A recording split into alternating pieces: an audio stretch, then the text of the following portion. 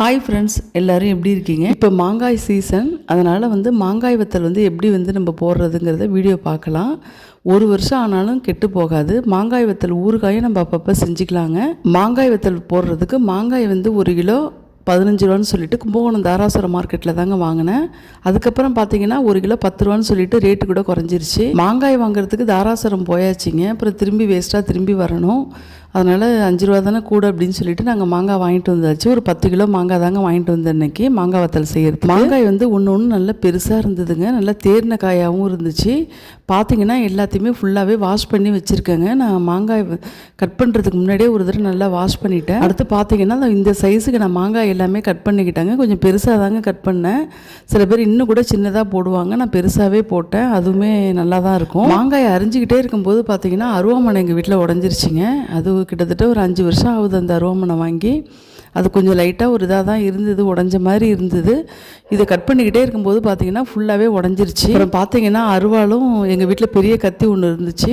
அது ரெண்டுத்தையுமே யூஸ் பண்ணி மாங்காயெல்லாம் ரொம்ப கஷ்டப்பட்டு கொஞ்சம் பெரிய பீஸாக தாங்க போட்டு வச்சுருக்கோம். மாங்காய் வத்தலுக்கு மாங்காய் கொஞ்சம் பெருசாக கட் பண்ணிங்கன்னா லேட்டாக காயும், சின்ன சின்னதாக கட் பண்ணால் சீக்கிரமாக காயும். அவ்வளோதாங்க டிஃப்ரெண்ட்டு. கூட ஒரு 5 நாள் காய வைக்கிற மாதிரி இருக்கும். மாங்காய் எல்லாத்தையுமே கட் பண்ணிவிட்டு மறுபடியும் மொட்டை மாடியில் போய் நான் வெயிலில் காய வச்சுட்டேங்க. அந்த டைம் வெயில் இல்லாதனால ஒரு 4 நாள் போல் மாங்காய் மாடியிலே காஞ்சுதுங்க. அப்புறம் வெயில் முடிஞ்சு ஈவினிங் கீழே வீட்டில் எடுத்துகிட்டு காயப்படும் போது காத்தோட்டமாக தாங்க நான் காய போட்டுருந்தேன். ஏன்னா மாங்காய் வீணாக போயிடும். மாங்காவை ஒரு 4 நாள் காஞ்சி போனதுக்கப்புறம் நான் எடுத்துகிட்டு கீழே வாஷ் பண்ணுறேங்க. மாங்காய் எந்த அளவுக்கு சுருங்கியிருக்கு பார்த்துங்க. இந்த அளவில் இருக்கும்போது நம்ம ஃபுல்லாகவே மறுபடியும் ஒரு 2 டைம்ஸ் போல் நல்லா வாஷ் பண்ணிட்டாங்க. ஏன்னா அடுத்து பார்த்திங்கன்னா மாங்காயை நல்லா வேக வைக்க போகிறோம். வேக வச்சதுக்கப்புறம் தான் காய வைக்கணும்.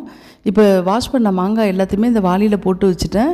அடுத்து நான் ஒரு பிரியாணி சட்டியில் பார்த்திங்கன்னா தண்ணி நிறையா வச்சுருக்கேங்க. அதில் கொஞ்சோண்டு மஞ்சத்தூளும் உப்பும் சேர்த்து தண்ணி நல்லா கொதிச்சதுக்கப்புறம் மஞ்சத்தூள் உப்பு சேர்த்து நல்லா இந்த மாங்காயெல்லாம் போட்டு வேக வைக்க போகிறோம். மாங்காய் வெந்தும் இருக்கணும், ஆனால் அதே டயத்தில் உடஞ்சிடக்கூடாது. அந்தளவுக்கு நல்லா ஒரு பக்குவமாக பார்த்து எடுக்கணுங்க. இந்த வீடியோவில் பார்த்தாலே உங்களுக்கே தெரியும். மாங்காய் எல்லாமே நல்லா வெந்திருக்கணும், ஆனால் அதே டயத்தில் உடஞ்சிடக்கூடாதுங்க. நான் ஒரு 2 டைம்ஸ் கூட இந்த பிரியாணி சட்டியில் அந்த மாங்காயை போட்டு வேக வச்சுருக்கலாம். நான் தான் ஒரு டைமாகவே போட்டுட்டு மெதுவாக திருப்பி விட்டு எல்லா மாங்காயுமே நல்லா வெந்துருச்சிங்க பக்குவம். மாங்காய் வெந்ததுக்கப்புறம் பார்த்தீங்கன்னா ஃபுல்லாகவே ஒரு வடிகட்டியில் அதெல்லாம் தண்ணியெல்லாம் இருத்து நம்ம வைக்கிறதுக்காக வடிகட்டியில் கொஞ்சம் கொஞ்சமாக அள்ளி போட்டுட்டேங்க. மாங்காய் உடையாமல் பார்த்துக்கோங்க. வடிகட்டியில் நல்லா வடிஞ்சதுக்கப்புறம் தாம்பாளத்தில் கொட்டிட்டேங்க. அப்புறம் மேலே கொண்டு போய் ஒரு வெள்ளை வேஷ்டியில் ஃபுல்லாகவே மாங்காயை போட்டு நல்லா காய வச்சுட்டாங்க மொட்டை மாடி. மாங்காய் மேலே மொட்டை மாடியில் காய வச்சதுக்கப்புறமே சீக்கிரமாகவே காய ஆரம்பிச்சிட்டுங்க.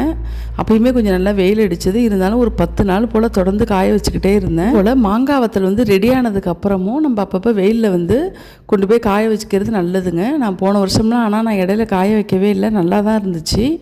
ஆனால் இந்த டைம் கொஞ்சம் இடையில வெயில் இருக்கும்போது போய் காய வச்சு எடுத்துகிட்டு வச்சிடுறேன். மாங்காய் வத்தல் நம்ம வருஷத்துக்கு ஒரு தடவை இதுமாரி போட்டு வச்சுக்கும்போது பார்த்திங்கன்னா மழை காலத்தில் ரொம்ப யூஸ் ஆகுங்க. வத்த குழம்புலாம் வச்சு மாங்காய் வத்தல் குழம்புலாம் வச்சு சாப்பிடும்போது ரொம்ப டேஸ்ட்டாக இருக்குங்க. அப்பப்போ கொஞ்சமாக நம்ம எடுத்து ஊறுகாய் கூட போட்டு வச்சு மாங்காயை நல்லா வேக வச்சு மொட்டை மாடியில் நல்லா காய வச்சதுக்கப்புறம் கீழே கொண்டு பார்த்திங்கன்னா கீழே ஒரு துணியை விரித்து மறுபடியும் கீழேயுமே கொஞ்சம் காத்தோட்டமாக காய வச்சுருவாங்க.